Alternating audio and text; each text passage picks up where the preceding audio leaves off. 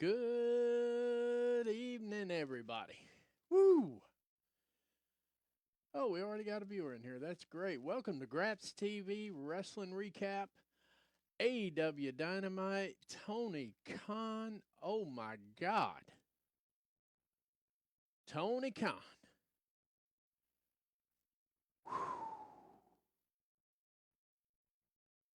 If you keep bringing matches like this, if you keep bringing a show like this right here, man, WWE ain't got nothing else to do but bow the knee. And for all the drones out there tonight, for all those WWE drones that talk about, oh, they don't tell stories. I just can't get into the stories.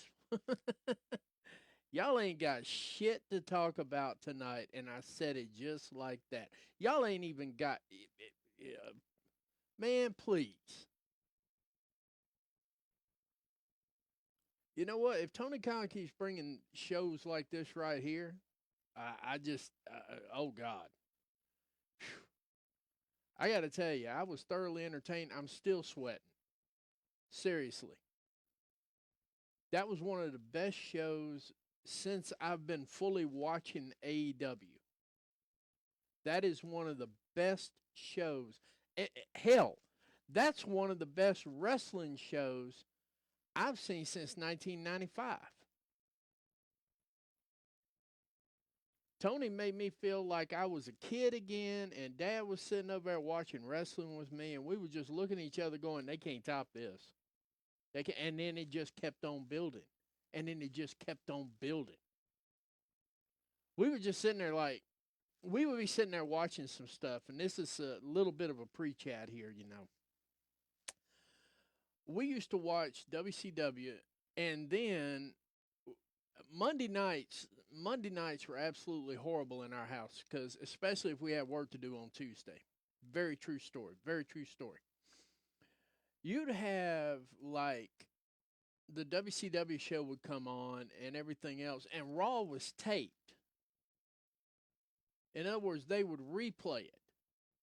So you could catch the WCW show, then flip over to Raw, or vice versa. WCW wasn't taped most of the time, it was live. And to be honest with you, this took me back to 1995 tonight. So if I could say anything in the world to Tony Khan tonight, and I doubt Tony Khan's even listening to this, but if you do happen to stumble across this stream, thank you, sir. I had a come to Jesus minute tonight because all I kept sitting there thinking was, man, Dad would have loved this. Dad would have been just as jacked as I was jacked. And I mean, literally, I like, with the exception of a couple of minutes of things that generally irritate me, and that's not even a big deal. I could overlook all that tonight. This is not even the go home show. The go home show's next week. I'm dead serious. This is like the pre go home show. And wow. I got nothing else to say but just I'm sitting here all night long just going, wow, it can't get better. And boom, it just hauls off and gets better. Every single match meant something. Every single video package meant something to All In. And I'm here to tell you right now, All In is getting ready to be a beast show. Now, there's a couple of things that could happen that would probably have me roll my eyes for about 5 minutes. But Tony Khan is the king of pay-per-views. No one on this planet can deny that. And when I say no one, I'm talking about New Japan, uh, TNA. Give me a break on that. They do good. Now, don't get me wrong. I'm not shitting on them. But nobody comes even remotely close to the kind of magic that Tony Khan makes with these pay-per-views. And we got All In, and 2 weeks later, we got All Out. We're going to get to that too. All Out's already looking stacked. We already got one confirmed match for All Out, and that's going to be Pac versus the winner of the MJF Will Ospreay match. So we automatically know we got a banger ass match for All Out in Chicago. And we ain't even started with that card yet. We ain't even there yet. And already we got gasoline on a big fire. But leading into this show right here, I got a couple of things I want to get off my chest. Number one, Bully Ray, you ain't nothing but a fat bastard. That's right, I said it. I hope somebody says it. I hope somebody tags Bully Ray in this thing. You ain't nothing but a goofy ass fat bastard WWE shill. Ain't nobody wants to hear what you would have somebody else do. You ain't booking. You ain't promoting. Hell, you barely got a podcast.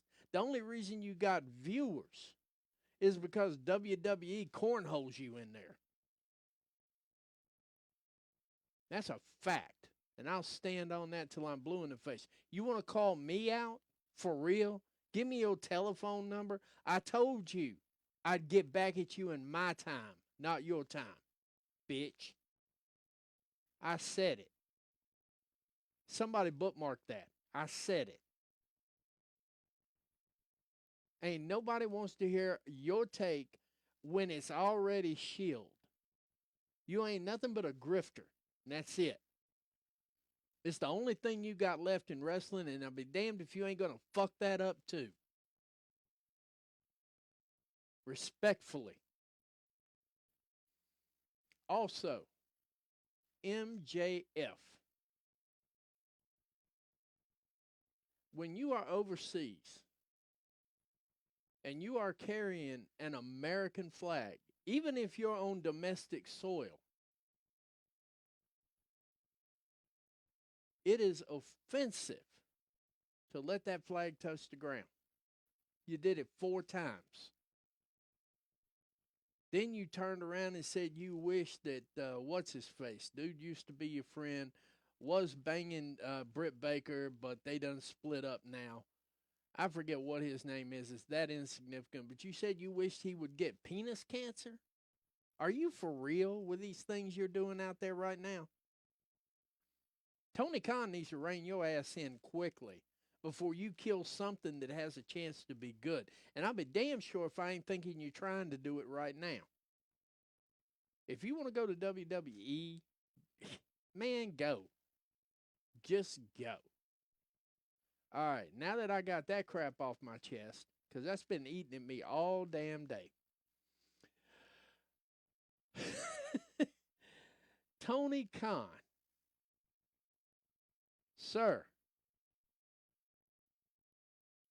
you brought us a show that I thoroughly expect. After I watched, Double or Nothing and the shows that led up to Double or Nothing, I was a little bit disappointed for a little while. Then you got some good banger shows going into Forbidden Door, and then it kind of, Tonight is the best show I've ever seen. We're going to get into it here in just a minute. I actually have a red light. I have a red light comment tonight because this is just so ridiculously stupid.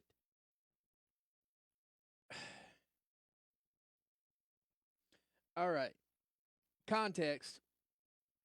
And this is from Twitter. Y'all know at the end of the show tonight, Tony Khan popped out a Daniel Bryan package. And that's really an appreciation package. And quite frankly, I think it's breadcrumbs, giving us the results of the match between him and Swerve Strickland. But I digress a little bit. Regardless, it was a hell of a video package, which I'm going to get into detail with later on. Screen name at JHM 8806 had this to say: why is Tony Khan Man not using any of Bryan Danielson's footage from his matches versus Roman Reigns, Brock Lesnar, Randy Orton, Triple H, AJ Styles, CM Punk, etc.? He is such a petty fucking man. Not shocked. AEW Dynamite. I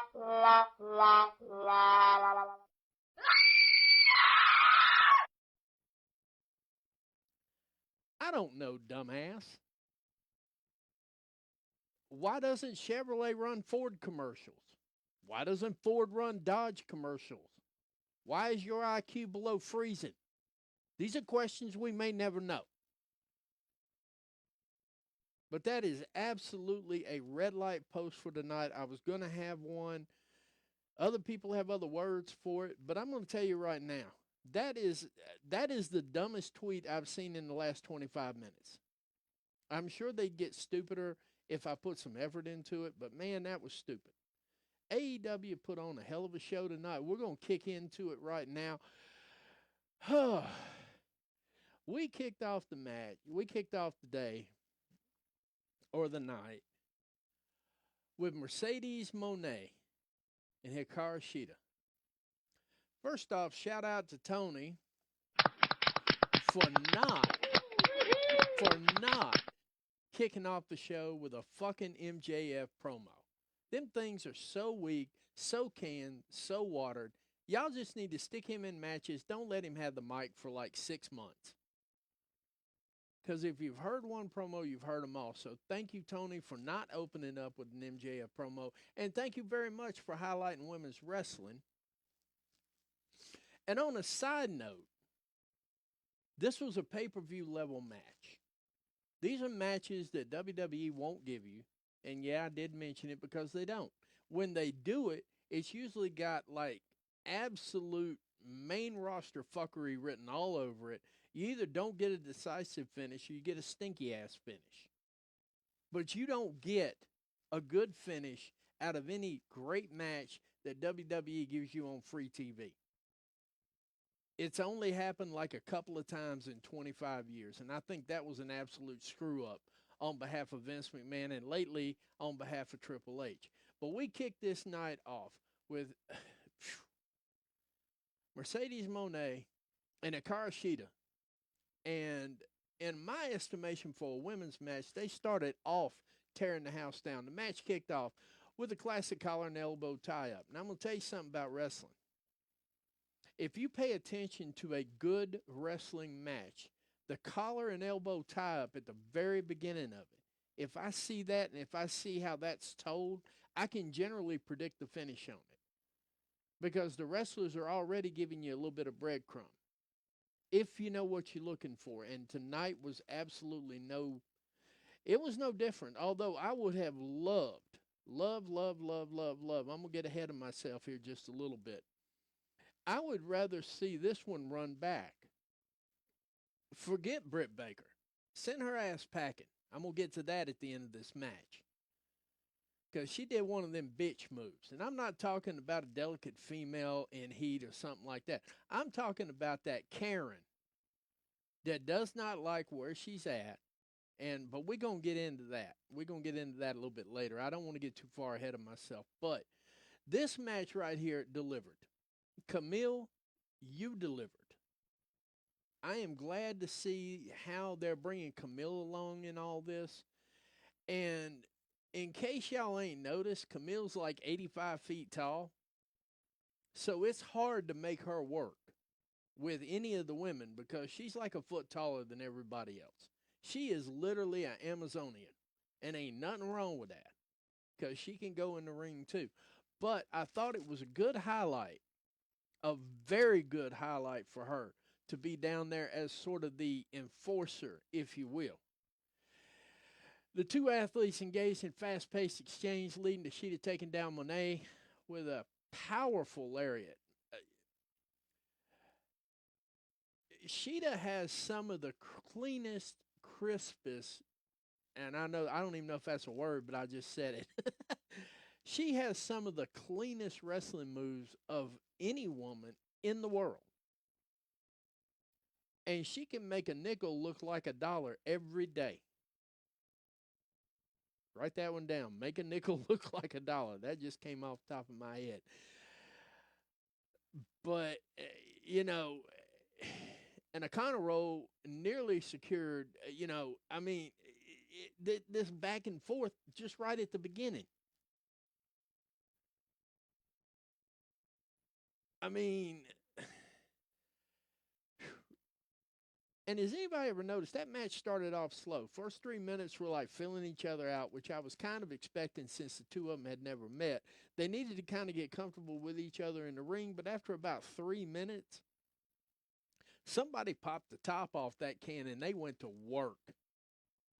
I mean, they put in world class work that men would have to sit back and go because it was that good. The action spills off the apron where Sheeta used the turnbuckle to her advantage, only for Camille to run interference. Despite the referee's intervention, Mercedes capitalized with a stunning Meteora. The champion maintained control, but Sheeta's resilience was on full display as she fought back with a back body drop, series of high impact moves, and a nail biting sequence. And this was a nail biting sequence. Sheeta nearly claimed the title with a diving Meteor, only for Mercedes to narrowly escape. Three Amigos sequence saw Sheeta counter into a Falcon Arrow, but it still wasn't enough to put the champion away. The match reached a boiling point outside the ring, where Sheeta's kendo stick attack on Camille was met with a big boot. Now, see, here's where that main roster stuff gets involved there. See, she pops her with a stick, and then, I don't know, the stick somehow winds up in the ring. Mercedes throws it back out, but just in time when Sheeta turns around, boom, big boot. And Mercedes drags her back in the ring for the 1-2-3.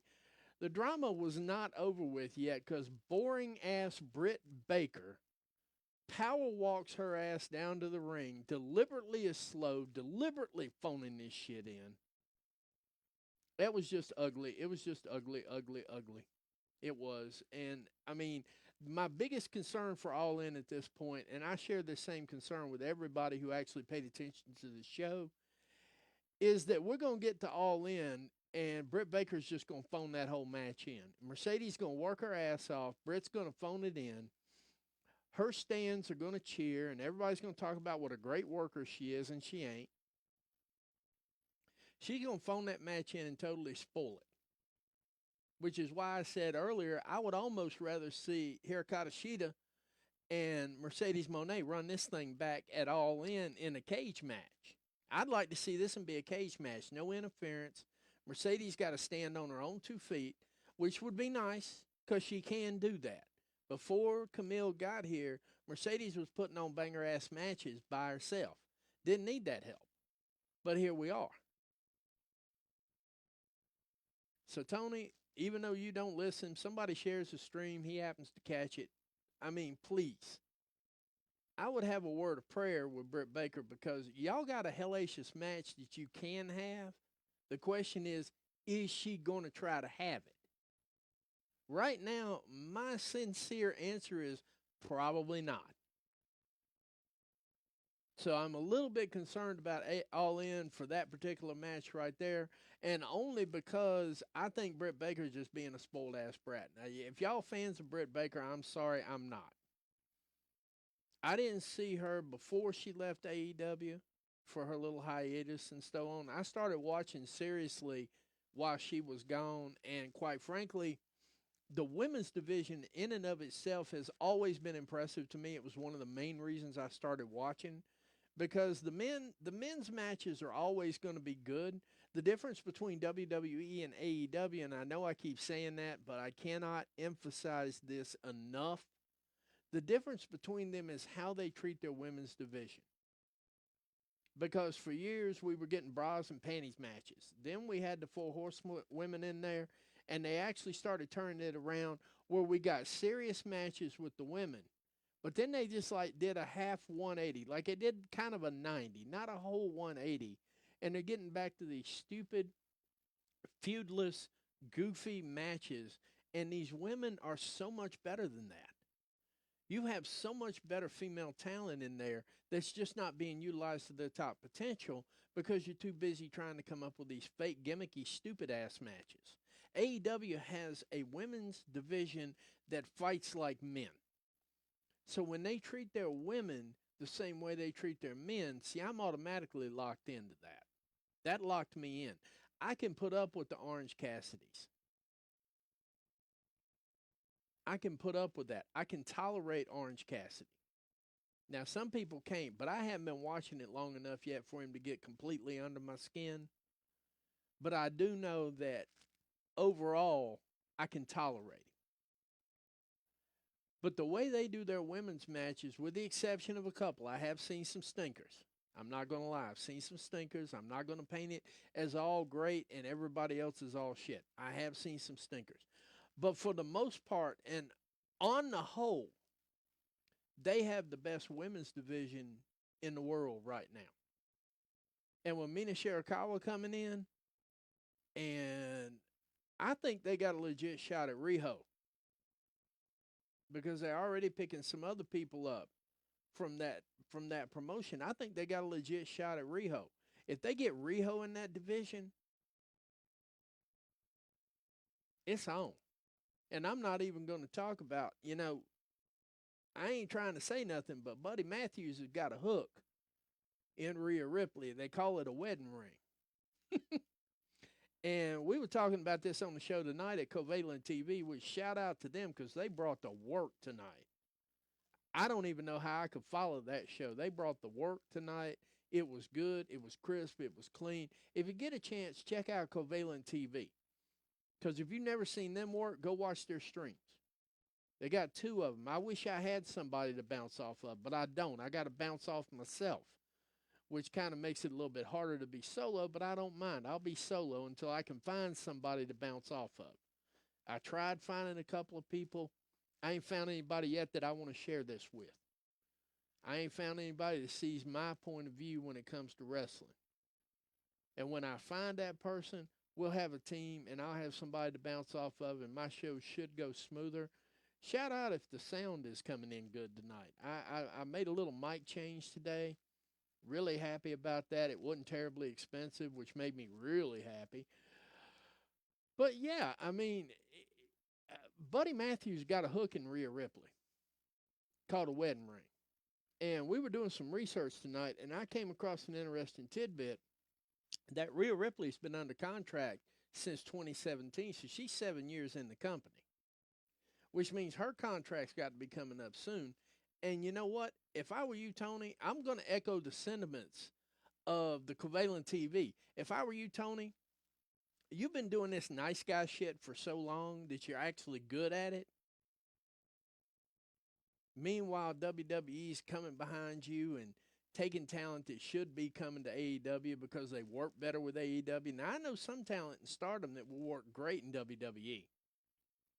But a majority of the talent coming out of Stardom, CMLL, AAA, all that, they're AEW speed. And when I say AEW speed, I mean the pace, the match. They're not much on talking. They're much on fighting and telling stories in the ring. That's where they really should be going. But WWE's throwing bags at them just so you can't have them. Her contract's got to be coming up, Tony.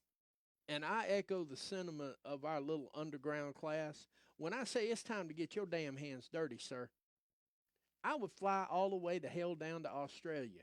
Sit down in that living room and go, what's it going to take? I totally agree. I totally agree with Mr. Starks. I totally agree with Warner on this. We are in lockstep.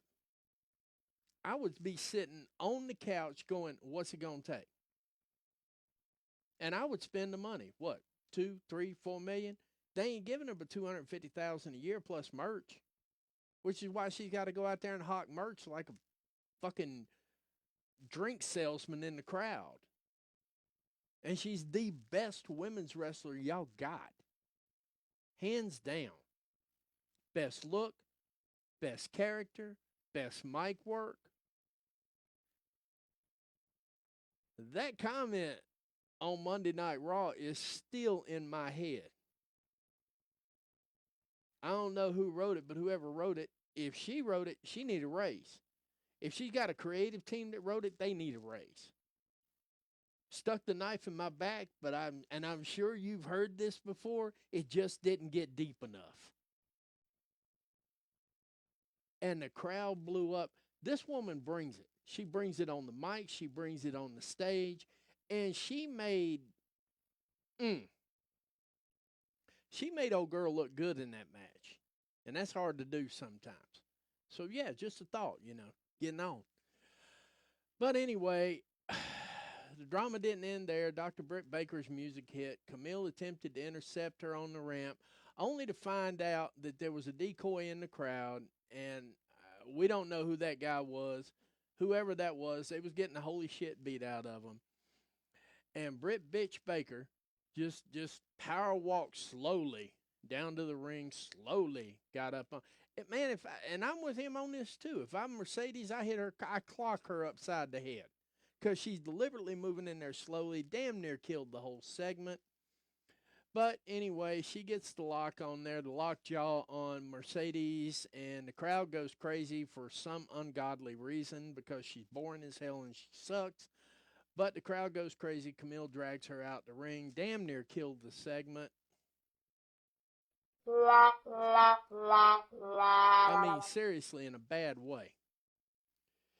So, I mean, anyway, that almost killed the segment, but fortunately, Camille, for whatever reason, her presence. Now, see, I'm gonna highlight that part. Everybody else is highlighting how the match went, and how bad Britt Baker was on it, and I echo that sentiment. But Camille Brickhouse tonight, she did something that is greatly, greatly overlooked in storytelling. But that's because she just came from NWA when that's all they can do is tell stories in the ring because it's hard to get promo time in when you're fighting for airtime. So you want to get all your wrestling in when you can, and there just ain't a whole lot of room for promos. So, I mean, she gets that from the NWA days, and it really showed there. Her protection for Mercedes Moné cannot be overshadowed. It cannot be undervalued enough. Camille, that was a hell of a save for that segment because otherwise it was going downhill fast, and it didn't have anywhere to go but the basement. Thank you, Camille. You saved it. Saved the whole series there. Anyway, tensions are running high backstage. Jeff Jarrett's irate, feeling slighted by being labeled an annoyance in Hangman Adam Page's journey. Jay Lethal, on the other hand, is adamant that Page's issues with Swerve have nothing to do with them, but Hangman, Hangman's adamant that he's going to whoop somebody's ass. And that's exactly what he started doing. And you know what? This is, I know everybody was just absolutely insane that Jeff Jarrett was getting any television time, but the setup for how they pulled this match together was absolutely pristine. It really was. You had just a little bit of talking. They were working the promo. All of a sudden, Hangman Adam Page comes out of nowhere and just starts whipping ass. And then he's whipping up on Jeff Jarrett. And then, Jay Lethal gets a hand on him. But there just isn't anything else you can do with a man that big. So Hangman Adam Page turns around, starts waylaying the shit out of Jay Lethal. And literally they're fighting down to the ring. I mean, by the way, guys, this is what we call a story. This is a story. Yeah. See, Hangman Adam Page has got problems with that crew too. So they was telling the story all the way down to the ring with fisticuffs. We didn't have mics. We had fists. And bless Pat if Hangman Adam Page, if Page just don't know how to work it all the way down through there. He made Jay Lethal look really, really like a legitimate contender. Jay Lethal's older than I am. If he's not my age, he's older than I am. Hangman Adam Page probably in his 30s. So it's not easy to make an old man look that good in the ring, especially one that doesn't work quite regularly in the ring anymore. So anyway, they're fisticuffing it all the way down to the ring. Now, this is the kind of action you want to see. And Tony, good God, this thing was amazing. They just kept on fighting, kept on fighting. The bell rings just out of nowhere and blah, blah, blah. I mean, Hangman Adam Page versus Jay Lethal. The match is a whirlwind from the start. Lethal, fueled by the backstage confrontation, unleashes a barrage of no less than 5 suicide dives, taking the fight to Hangman with unrelenting aggression. Once again, something else missing in professional wrestling these days. Usually you get a lot of talk, a lot of bullshit, and then eventually they make it down to the ring. They slap a few times and they get into it. Not these two. Not these two. No, no. Adam Page is not one to be easily subdued, though. He rallies, landing a deadeye on the apron, and that was, for me, the way they sold that thing, you thought he killed Jay Lethal right there. You thought Jay Lethal was paralyzed from his neck down. That's how intense that drop was. That drop was just so daggum intense, I thought he killed him. I did for 1 minute. I mean, when you're suspending your disbelief, I didn't really believe he killed him. All right, don't run out there saying I thought he killed somebody in kayfabe. But kayfabe wise, in all seriousness, I thought he killed him. You know? As referee Paul Turner keeps a close eye on the chaos, Page doesn't let up, throwing Lethal into the timekeeper's table as we cut to commercial. Upon return, the action has not cooled down. Page nearly secures the win with a belly-to-belly. And when I'm talking about how this took me back to 1985, they had a guy named Magnum TA, and that was his finishing move. Exactly what Hangman Adam Page did to Jay Lethal with that belly-to-belly was Magnum TA's finishing move. Terry Allen. He looked like Magnum PI, so they called him Magnum TA. Literally, look it up. He was almost a spitting image of Tom Selleck, only he had blonde hair and not black hair. So it was a perfect name for him, Magnum TA, but that was his finishing move. What Adam Page did, absolutely. But Lethal was quick to respond, seeking a quick pin, connect. I mean, he was really trying at that point. He gave, I mean, as far as Jay Lethal selling how bad that belly-to-belly was on him, you could see him desperation style trying to get a pin, try to crucifix, a roll up, a couple other things. Lethal, the lethal combination, whatever you call it, lethal injection, something like that. I forget what it was. It's lethal something. He had about 10 names for everything. But he got in there, and you could just see the desperation in his eyes. So shout out, man. You know what? Shout out to Jay Lethal for selling the way he sold. He sold really well. Made that match, made Hangman look like $1 million, and that ain't easy to do some days. If Hangman's on the shiznit, it just really ain't easy to make him look like $1 million, because he looks like the Barbarian and the Ultimate Warrior all wrapped up in one when he gets on that thing. But yeah, I mean, Jay Lethal made him look like $1 million. Those desperation pins, you just could not. You were actually thinking Jay Lethal was almost dead. So shout out to him for selling the way he sold. Very good match, Jay. I mean, I would have given it 4 stars easily. It was a very short match. I would have given him 4 stars. The two wrestlers exchanged blows with Page. That discus lariat that he hit him with to set up for that buckshot. I mean, to see Jay Lethal take that thing, you thought he almost decapitated him right there in the ring. And then Page just hops out there and he waits his moment. Boom, buckshot, lariat, 1, 2, 3. It was an intense match. It was what you needed after the Mercedes Moné match, and the hits just kept on coming. They really did. After that, we get a recap of MJF's title defense over in the UK against Michael Oku, which there's already fresh buzz that Michael Oku's about to be signed, as well as his fiance at RevPro, which is partially where Will Ospreay had been. And I'm just going to escape the rest of that, except to say the only reason I even brought it up was to mention that Michael Oku's about to be signed. I think he's about to be signed. It's one of those things. And by the way, you know, we got some news today that Tony Khan has a crew scouting Australia right now for a stadium show.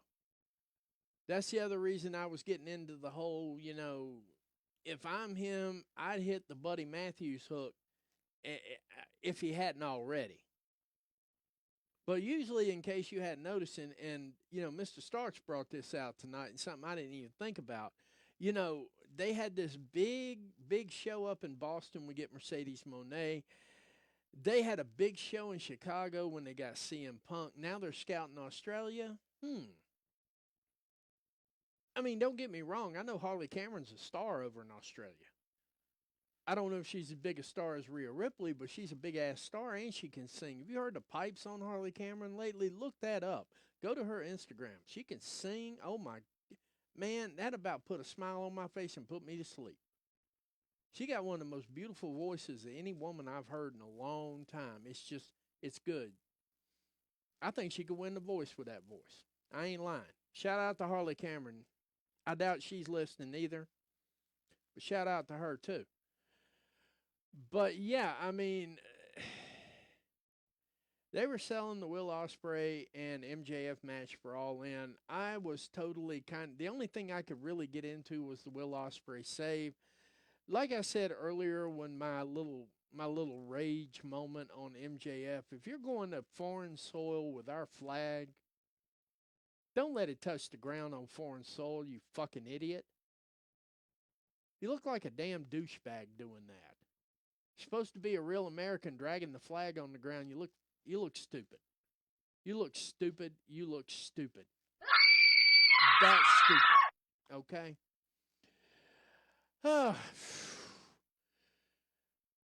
The anticipation for All In is still building as we watch a video package hyping the upcoming clash between Will Ospreay and MJF. I've already gotten through that. Stakes are high. The wrestling world is buzzing about what promises to be the match of the ages. And like we said, Pac comes in a little bit later on, and we've got a match set up 2 weeks after that. Pac's frustration and determination. Pac delivered a fiery promo expressing his frustration over losing his number one contendership. Basically, he's been overlooked. He won a number one contenders match. So, Tony, if I had one little bitty criticism, is that Pac's telling the truth. That video package said it all. He won a match to be the number one contender and then got flipped over for Will Ospreay and MJF. I don't blame him. I'd be pissed off. His reference to beating Kenny Omega 5 years ago in the same arena adds a layer of personal history to the one that's going on in Chicago because, 5 years ago, Chicago, he beat Kenny Omega, which in a fire match. I'm going to tell you right now, I loved that match. And guess what it was? It was a story. That's right, boys and girls. It was a storytelling video package. Who the hell thought? But I thought AEW didn't tell stories. That's what I'm reading on. Oh, and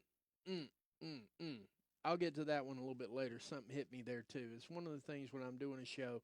It's after 1 o'clock in the morning here on the Eastern Standard Time. So thank you. I got 13 viewers out there. Oh, my goodness. Let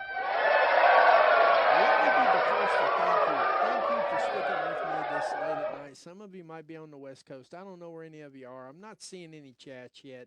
Feel free to light the chats up. I do respond to chats. I have responded to them when I see them. So, it'd be really nice if you guys would start chatting. That'd be great. I'd appreciate it. Anyway, getting back to it. Darby Allin. Yet another video package. Darby Allin's promo was a new reflection on his journey from indie wrestling to being an AEW star. He questioned Jungle Boy's contributions to AEW. That makes two of us. So I ain't seen anything going on there yet except he got a title. He did wrestle a couple of times. And I mean, his performance at Double or Nothing was phenomenal. His performance at Blood and Guts, I mean, he is literally the scapegoat. And he's what I call a spot monkey. Him and Darby Allin are both what we call spot monkeys. They are the spot monkeys for AEW. It just is what it is when it is what it is. I will concede that to anybody who says They're nothing but spot monkeys. I agree. But their spots are a hell of a lot better than the other spot monkeys y'all got up there. So if I were y'all, I'd just kind of watch it. Because y'all spot monkeys do stupid shit. Now, granted, they do dangerous shit, but it's very well controlled. It gets the shock effect that you want to get. You know, you've got that shock effect, like setting him on fire at Double or Nothing. That had some shock effect to it. And they even worked the story out right. They had Darby Allin dunking him in a pool of ice water. And you're like, why in the world are they doing that? And then when they get around to the end and he gets set on fire, you realize they were putting a fireproof gel on him in the background. So, yeah, I mean, yeah, he got set on fire for about 2 seconds. He got put out. It was a fireproof gel. He didn't get burned. Nobody got burned, but it was really good for shock effect. So, yeah, our spot monkeys do shit. That's the difference. The intensity escalated when scapegoat Jack Perry ambushed Darby Allin, leading to a brutal backstage brawl. The violence peaked when Perry attempted to crush Allin with a road case after he already had him trapped under the door. And we all know if you've ever dropped one of those doors on your toe, it damn well hurts. So it's sold. Sold quite well. Only to be stopped by security. Perry issues a challenge for a coffin match at All In. So Perry is actually asking for Darby Allin's signature match. And I think that's what we're going to get at All In. So you know what? We can only hope. But the reality of it is we should be able to get that match. Coffin match at All In is going to... That thing is, for those of us who enjoy the violent side of things, Jack Perry and Darby Allin, both of them aren't afraid of glass. They aren't afraid of fire. And as we could tell with Darby Allin, he ain't afraid of being hung upside down for longer than the law ever should have allowed. How he was alive after that upside down segment for like 10 minutes. He's hanging upside down. It got so bad, the fans were like, please help Darby, you know. So we know the extreme level they're willing to go to. And it's a coffin match. Man, sign me up. Sign me up. Hell of a good booking segment for Tony. Hell of a way to introduce it. Once again, boys and girls, we had what? A story. And it's been a long-term story. This is long-term booking, by the way. There's an end game to everything. And not to be outdone, following that, if Mariah May and Tony Storm add one more level to this onion that we have to peel back for All In, I'm not 100% sure that their match is not going to... And trust me on this. Swerve Strickland and Brian Danielson. I almost... Sorry, Brian. Didn't mean to call you that WWE name.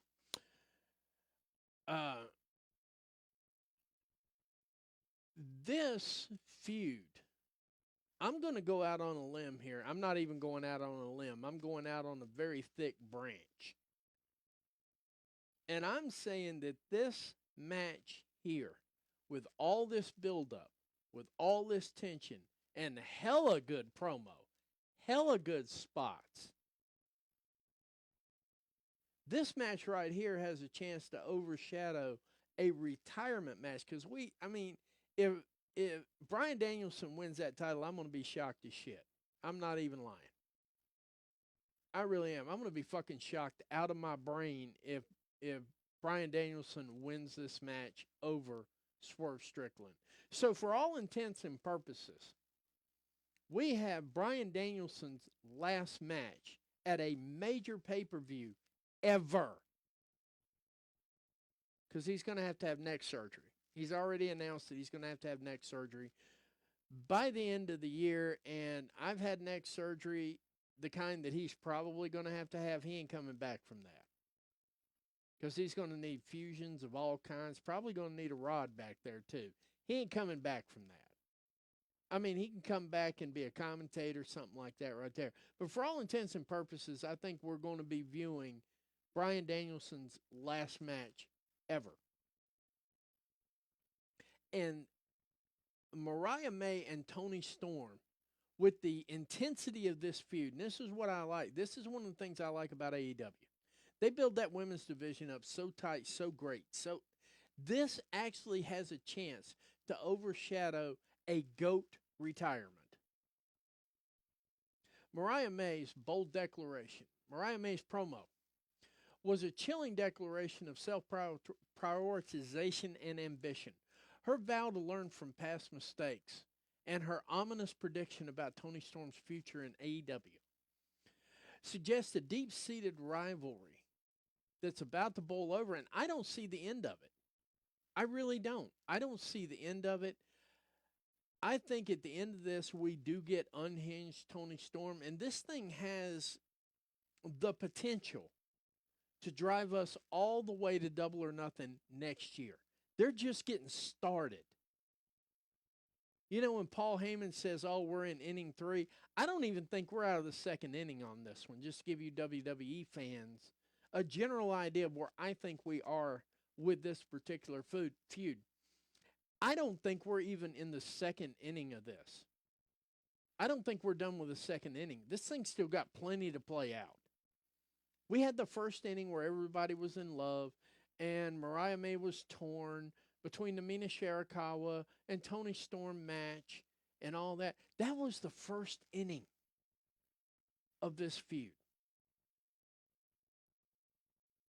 We opened up the second inning with that hella good heel turn from Mariah May, and that was hella good. Oh my God. That heel turn you did not see coming at the end of the Owen Hart Cup. She busts her open, kisses her bloody forehead, pops up with blood all over her face. That was the opening of the second inning of this. That was just the opening. Man, that thing is so good.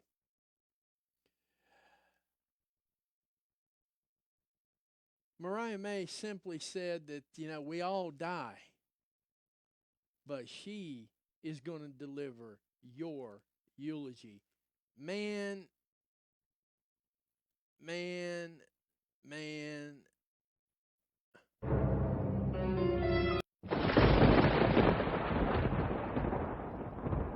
That was thunder and lightning right there. That's lightning in a bottle, Tony. Total lightning in a bottle. I can't even get started with this, but, but once again, it's a story. That's what it is. Storytelling. Not to be outdone by that, we get Mina Shirakawa. Mina Shirakawa's backstage interview revealed emotional turmoil and conflict within the women's division. Her heartbreak was really, as well as she can convey it. Her English is getting a whole lot better. Do I think that a lot of them would be served with having a manager, somebody to kind of get the word out a little bit easier and so on and so forth? Yeah. But the whole thing of her standing there in the shadows of it, like just hoping for a positive outcome, a safe outcome. Really, really backing up Mariah May's promo. Whew. That was just really, really good. And back from break, I said the storytelling continues to captivate audiences. It's a blend of personal history, raw emotion, and in-ring action because that's how AEW tells their stories. You got to pay attention. You got to tune in. You got to keep up. If you don't do all of those 3 things, you're behind. It's going to take you a week to catch up, if not more. Because this was story after story after story after story. All night long. Story. And I'm telling you right now, all those storyline drones, y'all going to have a meltdown in the morning. I'm looking forward to the meltdown. I really am. Good. I hope you melt down all the way. But then again, it just goes back to what I've been saying the whole time. If you don't like it, don't watch. I got people popping in and out of the stream right now. I'm saying stuff they don't like, they don't watch, they leave. I'm fine with that. They'll come back. And that's exactly what I've been saying before. If you don't like it, don't watch. Stop moving the goalpost. I mean, Mr. Starks put a post out saying, by the way, guys, this is what storytelling looks like. Oh my goodness, they're telling stories. And you had to have some WWE drone down there. Well, let's see if they can do it consistently. Dumbass, they've been doing it consistently. Keep up. I'm dead serious. They've been doing it consistently. Just because you can't read the book don't mean it's a bad book. It just means you can't read. Respectfully. After this, we get Kyle O'Reilly, Orange Cassidy, and Roderick Strong in a three-way match. From the get-go, it was pretty high-paced, pretty good action.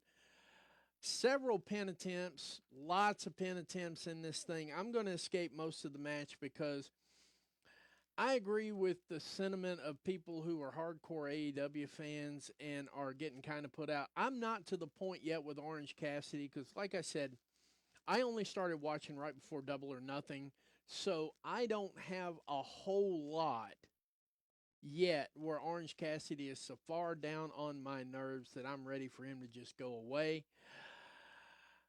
But some of the stalwarts are just like, you know what? Of all the people who didn't need this win, Orange Cassidy was the guy who didn't need this win. It was some good action, though. I got to say, Roddy brought it. Roddy brought a Roddy match, and Roddy is probably one of my unsung heroes because that man works his ass off to have so little gold. He does twice the work of most anybody in that particular segment not to have any gold. They let him have the international title for about 10 minutes so he could give it to Will Ospreay. So Roderick Strong, once again, is another one who probably doesn't listen yet. He could catch the recast for all I care, or the replay. But Roderick, if you actually do tend to listen to this, I just want you to know I see you. If nobody else sees you, I see you. That's a fact. It was a hell of a match you worked tonight, and the wrong person won. And when I say the wrong person, I mean Orange Cassidy won. I called it in the prediction show earlier today. I said that just for some odd reason, I saw Orange Cassidy winning this match. And, of course, it was live, so I didn't have any tape things to look at. So, but of all the people, Kyle O'Reilly is like one in whatever for the whole year. He needed that win. He could have used that win. You didn't need to give it to Orange Cassidy. And Norfolk, as I like to say, you guys did a really good job of undoing what the previous 4 crowds have done when it comes to Orange Cassidy. Y'all popped like little teenage cheerleaders heading to the prom with the football players ready to get their next little piece of ass. Okay? That's how you popped. Orange Cassidy is good. Don't get me wrong. For an indie wrestler turned pro, I'm over his gimmick, even though he didn't do the hands in the pocket thing, thank God. Because if he'd have done the hands in the pocket, this whole match would have been from start to finish. But Orange Cassidy picks up the win. Climactic moment. O'Reilly attempted to capitalize on a malfunction at the junction. But a knee strike led to a double cover, which referee blah, blah, blah. And Orange Cassidy flipped over, seized the opportunity with a well-timed crucifix pin on Kyle O'Reilly. Escape, not even with it. Then backstage, we get Claudio Castronoli and Okada. I'm not even trying his first name. I've never been able to say it. I'm going to butcher it like a bad piece of meat if I try to say it. Renee Paquette had the challenging task of moderating the tense face-to-face between the two. Claudio, with a mix of pain and determination, expressed his resolve to reclaim the Continental Championship. Okada, the ever stoic competitor, acknowledged Castronoli's passion, but reminded him of his own status as the greatest tournament wrestler of all time, promising to respect promising respect upon victory in Cardiff. Only upon victory in Cardiff, bitch. That's how he said it. Claudio, I know nobody writes y'all's promos, so this was a pretty damn hot comeback. Claudio told him he had 99 problems and this bitch was one. I loved it. I'm pretty sure everybody at home loved it. In fact, I know it's been the talk of. I saw an awful lot of posts talking about it. 99 problems, and this bitch is definitely one. And I came back and said 99 problems, and this bitch is every single one of them. Because I don't think one-on-one outside of a tournament event, Claudio is going to have any problems dispensing with Okada. Even though Claudio jumped down there after Okada was gone, he said he wanted that four-time G1 champion Okada. He wanted the New Japan, the Tokyo Dome Okada. And that's what we all want anyway. Because this watered-down version of Okada, I almost can't take him seriously going against Claudio. I really can't. I have a hard time taking him serious in any match right now. I mean, I realize that bitch is a funny word when used, but it starts getting boring after a while. But yeah, I mean, he held off on it and he made it down to his last minute and he just couldn't get away without it. And so, good retort by Claudio. Back from break, we get the patriarchy. Oh, God, that was horrible. But it's part of the story, the Trios Championship. If you remember last week on Collision, Christian Cage inserted himself as the referee between the Bang Bang Gang and House of Black and made sure it was a double count out or a double, they couldn't answer the 10 count either way. And Christian Cage has some sort of a belief that somehow, in some way, means that neither one of them are number one contenders anymore. It is mind-boggling to me sometimes. Christian Cage does some really mental promos. But this one right here wasn't mental, it was mind-boggling because, Helen Keller can see that we've got a three-way dance coming at All In for the AEW Trios title.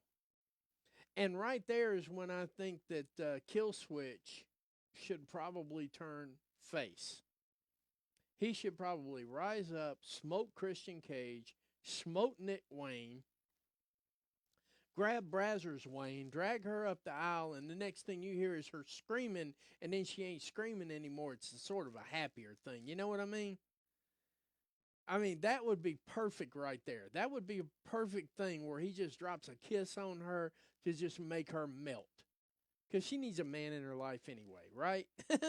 That's the way they're booking it. So that's where they're going with it. Okay, that's great. So Killswitch is probably going to split out. Back to the ring, we get in the ring, Tony Schiavone's introduction of Hook was met with candid admission from the wrestler about his impaired vision. Yeah, Hook showed up to the ring just to tell everybody that he can't see, which we know he can't see, And then, of course, on cue,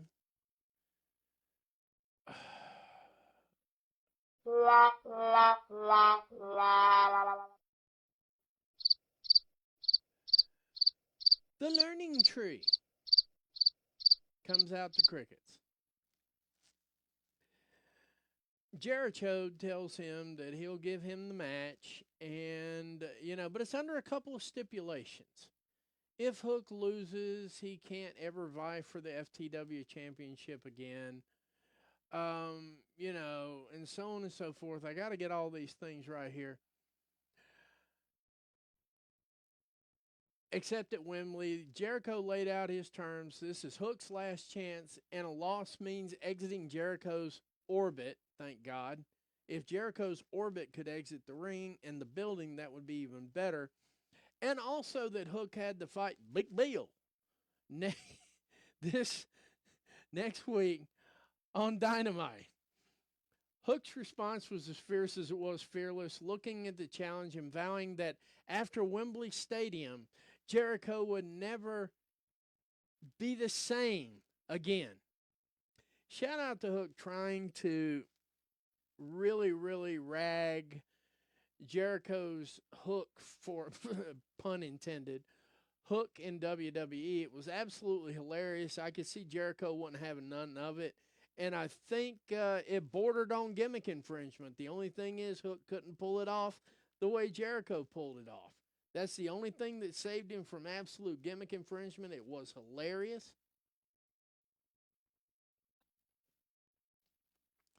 We're over the 1 hour mark, by the way. Still got 13 viewers. Shout out to all of you.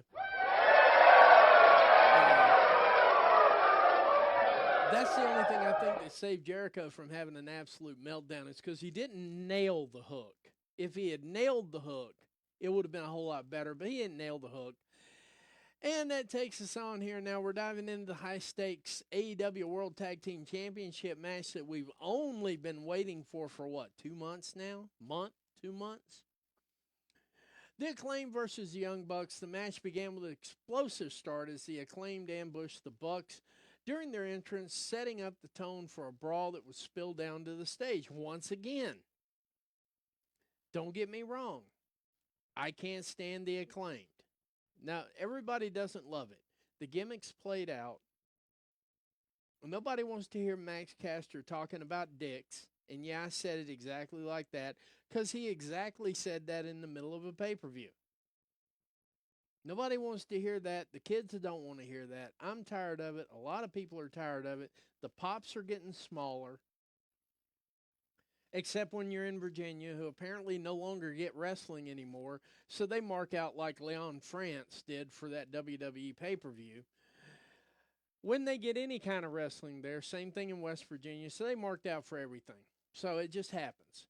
But yeah, I mean, but still though, even though the Acclaimed are not in my top 1,000 favorite tag teams, and there aren't even 1,000 tag teams out there, this was a nice start to the match.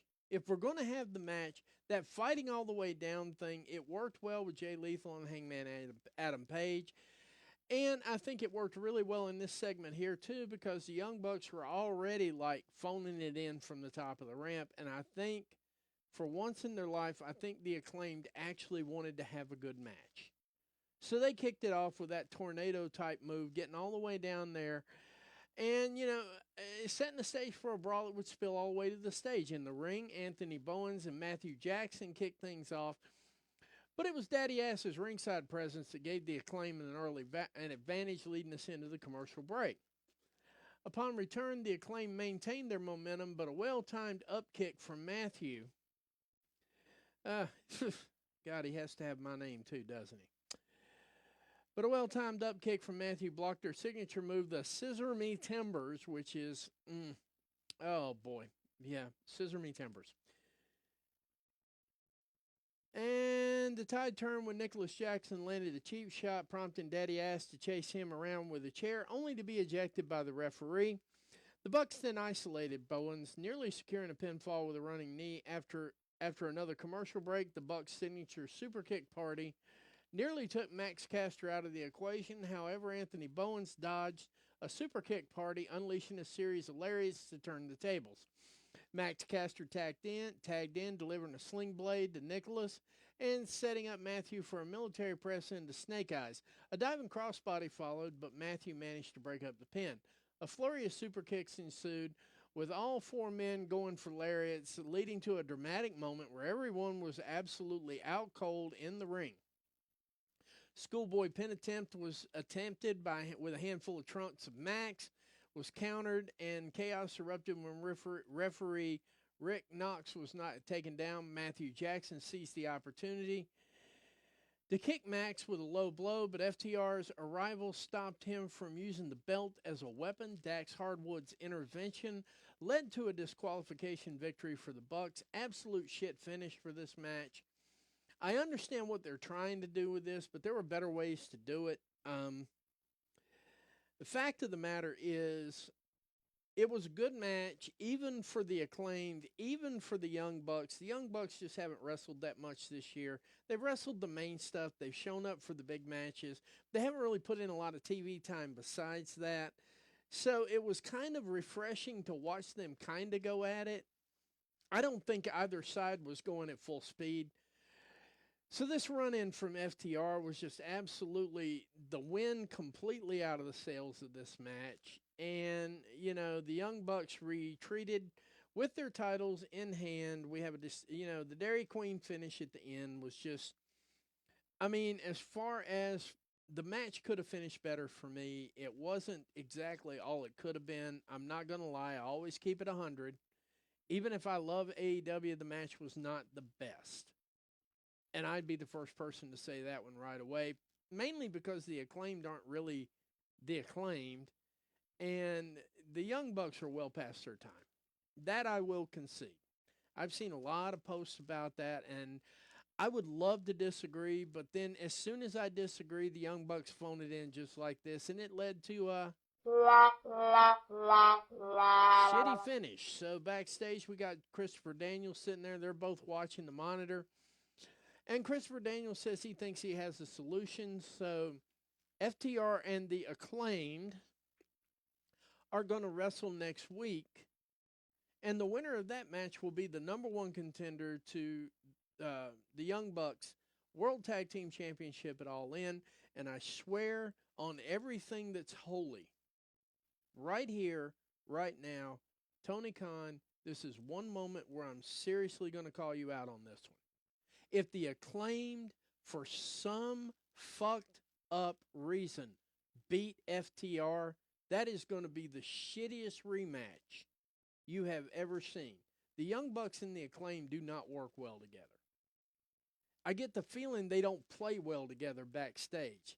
And especially after Max Caster's stupid ass comment about MJF, while I agree with him that I wouldn't work with MJF, I wouldn't put that shit out there in the public, man. All you're doing is giving the WWE drones cannon fodder. Oh, look, MJF's back there starting shit again. I can see this tomorrow morning. When I turn on the Twits, when I turn on the Facebook, I can absolutely see the dirt sheets talking about this. Oh, MJF's fucking up the backstage again. Everybody says they got decorum, but Max Caster says he will not work with MJF. And it would be it would make your career. And I guess that's where MJF got his comment from. He can work with people he don't like. He can put over people he don't like. Post-match fallout, security rush to prevent further conflict between FTR. We already went through that part of it. Christopher Daniels, we're getting the match at Collision, which I'm also covering. And I swear, if the Acclaimed win that match and go to Wembley for a replay of this shit tonight, I'm not having it. And, I mean, the tag titles are already diminished enough as it is, just by not being on television that much. So, if we have another Acclaimed and, oh God, please just don't let that happen. And after that, we had Swerve Strickland versus Wheeler Yuta. This match was a mini cheat code. 2 reasons. Number one, it was an absolute squash. I'll hit some of the highlights here. The match started out with a bang as Swerve Strickland unleashed a big boot on Wheeler Yuta, setting a brutal tone as he threw Yuta against the barricade repeatedly. The aggression spilled over as Strickland whipped Wheeler into the steel steps right in front of Bryan Danielson, who's actually watching the match from the stands as a fan. You're getting a little hint of how this is going to look next year. Because I really, truly believe that Bryan Danielson will show up for matches as a fan. I believe he's going to be in the commentary. I hope he brings his daughter with him. I hope he brings his wife with him, although I doubt she'd go. She is a WWE girl. But, I really hope he brings his family to the matches. I really hope he keeps his family involved. I really hope he stays involved with AEW. because I think he's an invaluable asset. And I was not Brian Danielson's biggest fan. I said his name right. I had to think about that for a minute. When he was Daniel Bryan in WWE, and now I'm thoroughly convinced that they were intentionally burying him because I went back and watched a Ring of Honor match between him and a very skinny, oh my goodness, we were talking about a super skinny Samoa Joe. Him and Samoa Joe, man, please. That is the craziest looking little white dude I've ever seen wrestle in my entire life. And yeah, I said he's the craziest looking white dude. I don't have a problem saying that. So it would be a damn tragedy if he rode off into the sunset and we never saw him again. So yeah, I mean, it was like right there, right in front of White, taunting the American Dragon with a bold retirement claim. Back in the ring, Yuta fought back with a flurry of elbows, but Strickland's capture backbreaker and a vertical suplex into a single knee. I mean, the chain wrestling was just literally off the chain. Just absolutely off the chain. Wrenching Yuta's neck back in a tortuous hold that looked like literally he was going to break him in half several times. Yuta, however, displayed his resilience, reversing the hold into a wrist clutch. The action continued with Yuta executing a suicide dive that connected perfectly. But when the fight returned to the ring, Strickland caught Yuta's dive and locked in the label lock. So we got Strickland using Danielson's own finishing move on Yuta in the match. You know, in a shocking turn of events, just as Swerve seemed to, I mean, it's seriously, just as soon as, it's just simply crazy. It was just simply crazy. The final moments were as dramatic as they come, with Strickland asserting his dominance in a brutal display against Wheeler Yuta. The match was a roller coaster with Yuta showing heart and technical prowess, but ultimately Strickland's power and ferocity, good Lord, I can't talk tonight. It's almost 2 o'clock in the morning. Of course I can't talk, but I just had this in me and I just had to get it out. I'm just so energetic. A good wrestling show will keep me this way for several hours. So, I mean, Strickland's power and ferocity were too much, leading to the referee stopping. I mean, literally, the match stops with Swerve Strickland. I mean, he was beating him so bad he couldn't defend himself. The referee throws his hands up, stops the match. I thought that was perfect. The post-match scene was charged with emotion as Bryan Danielson rushed to aid his protege, only for Swerve to walk away, leaving a statement that echoed through the arena. Strickland's chilling words on the mic promised a grim fate for Danielson at Wembley. He wanted to make sure he even brought his family into it. And just as it seemed Swerve had left the ring, Bryan Danielson turned his back. And all of a sudden, Swerve comes out of nowhere with a house call, takes Daniel out, takes Bryan Danielson out, and then stands there slowly with the yes. Yes. Shout out to Swerve Strickland for this, too, because he's doing all this right now as a tweener. Swerve Strickland is officially a tweener now. Not a heel, not a face, just somewhere in between. And the crowd is popping their ass off for this. So, overall, and that brings us to the end of one hellacious bit of Dynamite. My overall rating for this tonight, I'm giving Dynamite, I'm giving Dynamite a 9.2.